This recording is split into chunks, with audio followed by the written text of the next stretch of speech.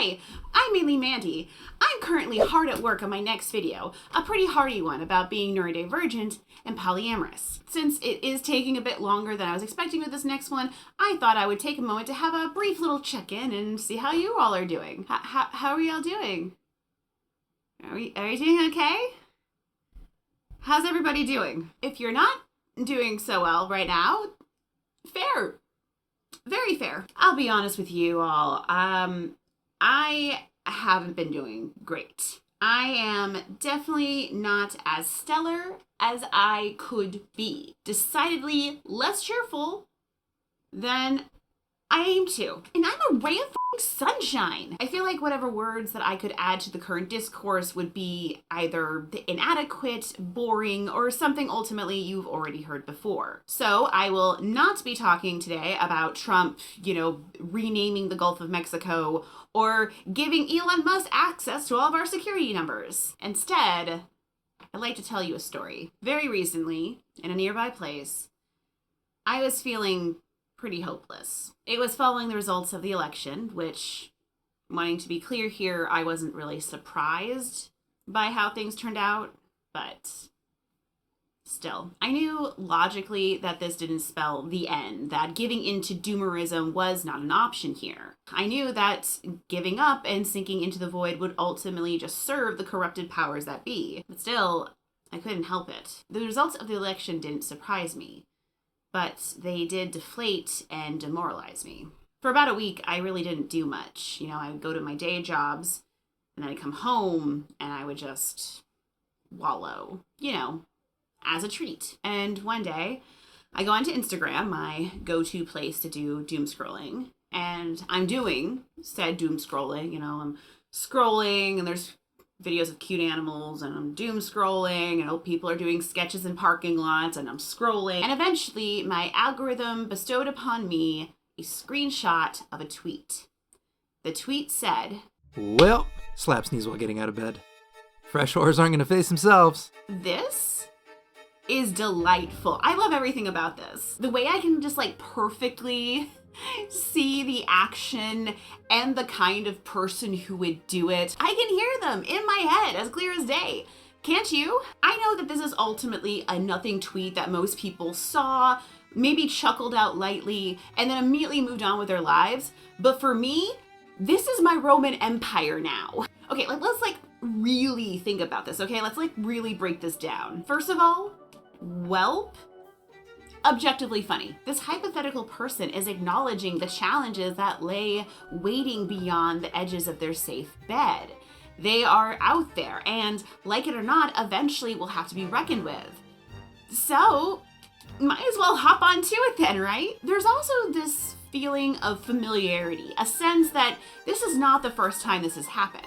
After all, these are fresh horrors, seeming to imply that there are older, somewhat more dated horrors that have already been reckoned with. Despite this cyclical nature being hinted at, this cycle of nightmarish horrors that have to be faced over and over again, there's something so hopeful and optimistic about this tweet.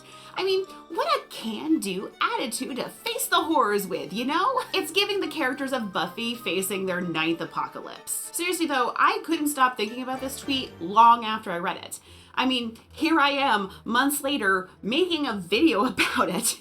Clearly it had an impact. After reading that tweet, I found myself thinking a lot about the battle between good versus evil, what it means to fight for a better world and to go up against the injustices that you see, how that fight never really seems to end. Sometimes it feels like we're trying to hold this line with our feet dug in and our shoulders squared. That darkness on the other side, it keeps trying to advance, keeps pressing against our armor and clattering against our shields over and over again. It just doesn't let up. It just keeps pressing, and it's so exhausting, but the line continues to hold because failure, the cost of it, let alone surrender, is too high. It's not an option. And at one point I thought to myself, maybe that's part of the deal. Perhaps that's our burden to bear. I don't want to believe that an end is unreachable, that the battle will continuously be an uphill one. But I do believe I will never see an end of that, at least not in my lifetime. But it's not in me and mine to give up.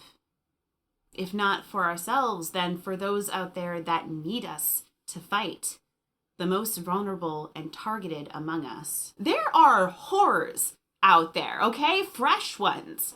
What are we gonna do? Just ignore them? Being an American right now, as a woman, as a queer woman, as a queer, polyamorous, neurodivergent, impoverished woman with trans loved ones and a conscience is terrifying right now.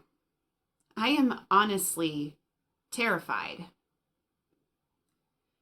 And I have been for a while. And I do sometimes need to allow myself to be overwhelmed by that feeling, to allow that stark and sour taste into my mouth, because to deny that it's there, it doesn't do me any favors. I let myself feel that dark terror. Let it sit with me for a while so that I can lie in my bed and have myself a good long cry at night. And the next morning, the sun rises, and I get up. And then I tell that fucker to get out of here because I got shit to do. What we're going through right now is horrifying, and it's unfair, and we do not deserve it. But we are going to face it. We will. Because it's right. And we have to. And there's no other choice. We've done it before, and we will do it again. And again. And again. Welp. The fresh whores aren't going to face themselves.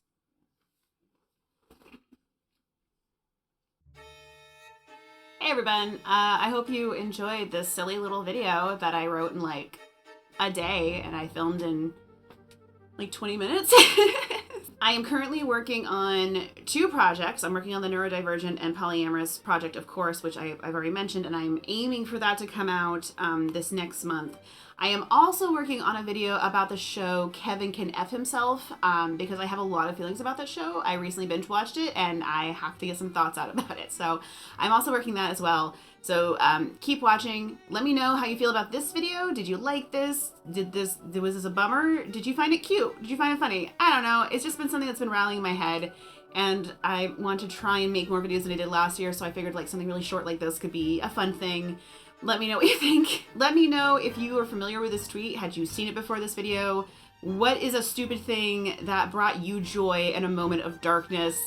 I just think it'd be fun to be a little bit more honest about how sometimes something silly like that can just make you smile, and it just brightens your whole day, even if it's just something silly. And I don't know if the person who wrote that tweet is watching this video, but if they are, thank you. Like seriously, it's silly that that's the thing that got me out of a depression spiral, but it did, so thank you very much. If you are not subscribed already, make sure you are below, like this video, engage in the comments, share it if you are so inclined, and definitely keep an eye out for my next video. As a reminder, my Patreon supporters do get access to my videos a little bit sooner, as well as some little behind the scene type stuff. So if you would like to support me financially, that would be super duper cool, just say, you don't have to. You don't have to, but it's much easier to face the fresh horrors if I'm not worried about rent. Thank you all so much for watching, and I will see you all next time.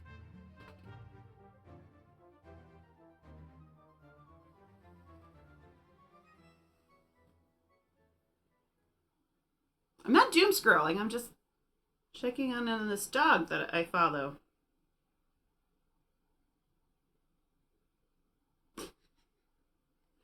All right, that's stupid. All right, we're done.